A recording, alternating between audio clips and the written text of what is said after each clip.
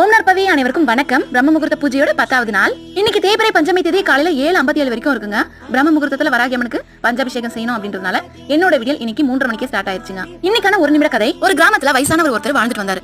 அவர் ஒரே ஒரு மாடை வளர்த்துட்டு இருந்தாரு. இந்த மாடு கொடுக்குற பால் தயிரை வித்து தான் அவர் சாப்பிட்டு இருந்தாரு. ஒரு நாள் மாடு மேய்க்க போகும்போது அந்த மாடு எங்கேயோ தொலைஞ்சு போயிருச்சு. அவரும் எங்க தேடி பார்த்து கடைசியில மாடு கிடைக்கவே இல்ல. ரொம்பவே வருத்தத்தோட வீடு திரும்பினாரு. பக்கத்தினர்லாம் நீ என்ன பாவம் செஞ்சு, ஒரே ஒரு மாடு இருந்துச்சு, அதை வச்சுதான் உனோட குழப்பே போயிட்டு இருந்துச்சு, இப்ப அந்த மாடு தொலைஞ்சு போயிருச்சு, நீ என்ன பாவம் பண்ணியோ அப்படின்னு சொல்லிட்டு அவர் ரொம்ப ஏளனமா பேசினாங்களாம். அதெல்லாம் காதுல வாங்கிக்காத அவர் தன்னோட மாடு கண்டிப்பா வந்துரும் அப்படின்னு ஒரு நம்பிக்கையோட இருந்தாராம். மறுநாள் காலையில எந்திரிச்சு பார்க்கும்போது தொலைஞ்ச மாடு கூட 3 மாடுகளையும் சேர்த்து கூட்டிட்டு வந்துருந்துச்சாம். அவருக்கு ரொம்ப சந்தோஷமா போச்சாம். ஒரு மாடு இருந்த இடத்துல இன்னைக்கு 4 மாடு இருக்குன்னு. அதை பார்த்து அக்கம் பக்கத்தினர் நீ என்ன புண்ணியம் பண்ணியும் பாரு, உன்னோட தொலைஞ்சு போன மாடு கூடவே 3 மாடுகளை சேர்த்து வந்திருக்கு, நீ ஒரு அதிர்ஷ்டசாலி தான் அப்படின்னு சொன்னாங்க. நேத்து இதே வாய் தான் என்ன பாவம் பண்ணியும் அப்படின்னு ஏளனமா பேசிச்சு. ஆனா இன்னைக்கு அதிர்ஷ்டசாலின்னு சொல்லுது. ஒண்ணே ஒண்ணு மட்டும் உங்களோட கவனத்துல வச்சுக்கோங்க, போற்றுபவர்கள் போற்றட்டும், தூற்றுபவர்கள் தூற்றட்டும். யார் என்ன சொன்னாலும் உங்க நம்பிக்கையை மட்டும் கைவிட்டுறாதீங்க. இன்னைக்கு 4:30 மணிக்கெல்லாம் பிரம்ம முகூர்த்த விளக்கேத்தி வராகி அம்மனுக்கு பஞ்சாபிஷேகம் செஞ்சு 10வது நாள் பிரம்ம முகூர்த்த பூஜை சிறப்பா முடிச்சிட்டேன். அடுத்த பதிவுல உங்களை சந்திக்கிறேன். நன்றி. வாழ்க வளமுடன்.